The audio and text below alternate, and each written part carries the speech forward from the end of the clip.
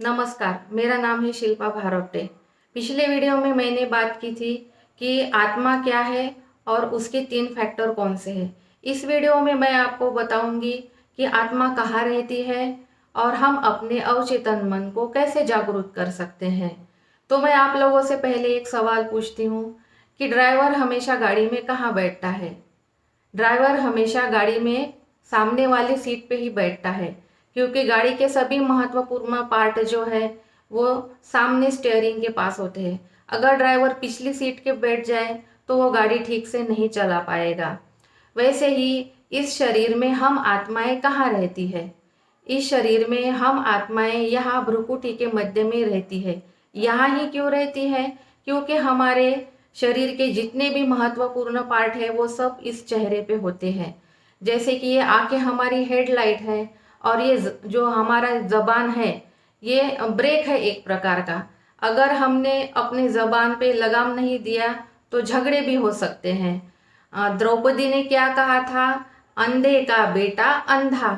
तो पूरी महाभारत घट गई थी उसके उस बोलने की वजह से। इसलिए ये जो हमारा मुंह है, ये जो हमारी जबान है, एक प्रकार का ब्रेक है।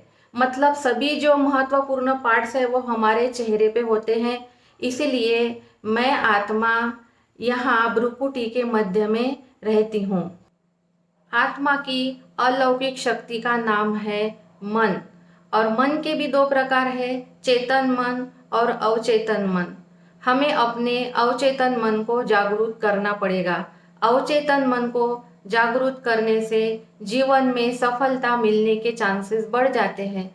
अगर हम कोई भी बात अवचेतन मन में डाल देते हैं तो उस बात में सफलता मिलने की चांसेस बढ़ जाते हैं।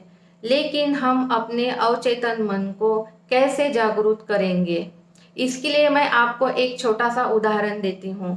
आप किचन में काम कर रही है और अचानक लाइन चली जाएगी, तो कोई भी साधारण इंसान यही कहेगा कि लाइन को अभी जाना था, मुझे मिक्सी चलानी थी, मेरे काम रह गए हैं। लेकिन ऐसे छोटी छोटी बातों में आप जो निगेटिव सोचते हैं वो पैटर्न आपको ब्रेक डाउन करना है और ऐसा सोचना है, कोई बात नहीं, लाइन जल्दी आ जाएगी और मेरा काम भी उचित समय पर हो जाएगा। छोटी छोटी बातों में पॉजिटिव सोचने की आदत डालिए तो आपका विजन बड़ा होगा और आप बड़ी सी बड़ी समस्या में पॉजिटिव सोचने लगेंगे। रोज़मर्रा के जीवन में हम अपने माइंड का 5% हिस्सा ही उपयोग में लाते हैं और 95% जो हिस्सा होता है उसे हम कहते हैं अवचेतन मन। और अवचेतन में बेसिक भावनाएं होती है, काम, क्रोध, लोभ, मोह। ये भावनाएं भी अवचेतन मन में होती हैं। तो प्रेम, सुख, शांति, शक्ति, ये भावनाएं भी हमारे अवचेतन मन में ही ज़्यादा रहती है। अगर आपको अपने अवचेतन मन को जागरूक करना है तो आपको उसे एक टाइम टेबल देना होगा। जैसे आपका एम ऑब्जेक्ट है कि आपको कॉम्पिटिटिव एग्ज़ाम पास करना है, तो जब आप पहले सवेरे उठेंगे तो अपने आप को पॉजिटिव विचारों से भरते जाइए और साथ में विजुअलाइज भी करिए। उठते ही आपको सोचना है कि मैं सदा काल की विजय रत्न आत्मा हूँ, सफलता मूर्त आत्मा हूँ, मैं बहुत अच्छी पढ़ाई करता हूँ। ऐसा सोचते सोचते आपको विजुअलाइज करना है कि आप पेपर देने गए, आपका पेपर बहुत अच्छा गया और आपका रिजल्ट भी बहुत अच्छा लगा। इतना करने के बाद भी अगर आपको सफलता नहीं मिलती है तो आप इन स्वमानों को बढ़ाइए। जैसे कि जब आप खाना खाने बैठेंगे तो आप खाना खाते समय भी इन पॉजिटिव संकल्पों को दोहराइए। आपके खुद के वाइब्रेशन उस अन्न में पड़ेंगे और वो जो पॉजिटिव वाइब्रेशन है वो आपको फिर से मिलेंगे। इससे आपका जो सोचने का पैटर्न है वो पॉजिटिव बनता जाएगा। दोनों ही टाइम जब आप खाना खाते हैं तो पूरी तरह से पॉजिटिव विचारों में खाइए।